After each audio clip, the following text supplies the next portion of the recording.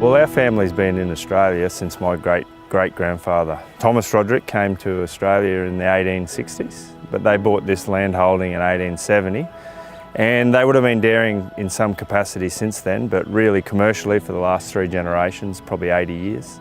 It's the beautiful weather, it's the great place to live and work, but also the ability for us to produce a product into a local domestic market where we can enjoy a small premium at times, then that for us is why we like dairying in Queensland. In the Queensland industry there's around about 460 farms and around about 175,000 cows that provide the year-round milk supply that we achieve in our region.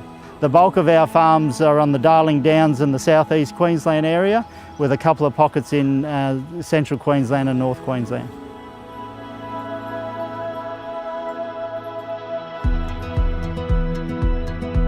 We produce our milk year-round because we supply a domestic market, so we produce that 365 days a year.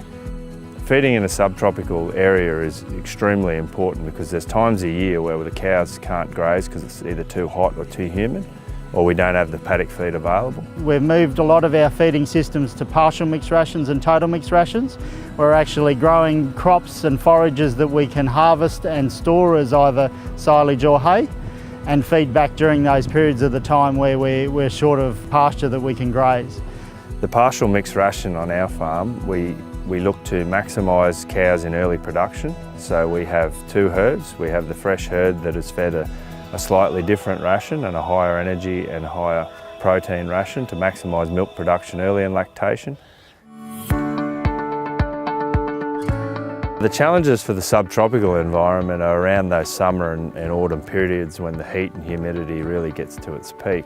Some of those challenges can be feed intake, cow comfort, but also we see a drop in fertility at those times. So there's been an increase in the last 5 years in the number of farms and the research that's been conducted into cow comfort, particularly around compost barns, freestall barns, fully housed type systems to reduce the effects of heat and humidity and high rainfall. The benefits of growing feed here in Queensland, particularly in the summer, is our high growth rates. I think the challenges of growing the feed up here is really managing the quality, and the quality, by quality I mean is the fibre levels.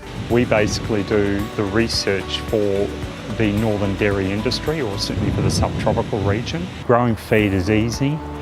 The issue here is growing quality feed. The reason why we've done all of this is to create higher energy forage sources and higher crude protein forage sources.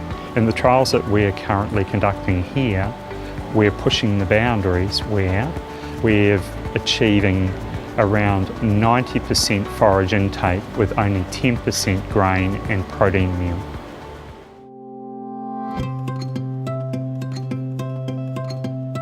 Primarily the cows are run by myself. The farming side of things run by Dad in conjunction with me. Also off the farm, my mother still heavily involved in the farm by doing the bookwork and the administration side of things. And then we have a number of staff that give us a hand. At the Department of Agriculture and Fisheries, they do a range of trials of some of the crops and pastures that we're growing under different conditions. They also harvest them at different growing stages and work out their different nutritional value based on that growth stage.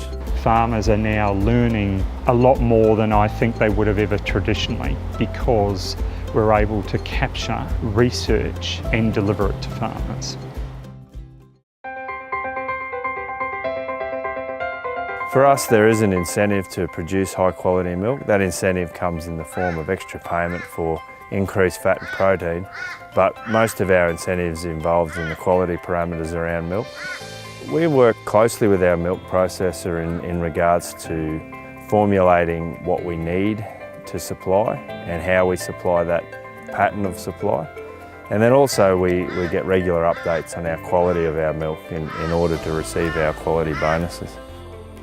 All milk processors in the subtropical region, and in fact across Australia, all apply the Australian standard as a bare minimum. But in fact, the quality systems that all the milk processors put in place far exceed that standard.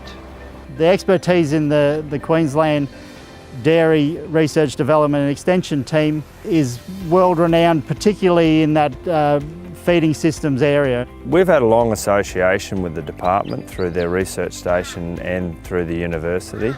And we've seen a great benefit over that time for us learning from them, and then dare I say them learning from us at times. The current trials are an excellent example of the DAF team showing great leadership in this dairy industry.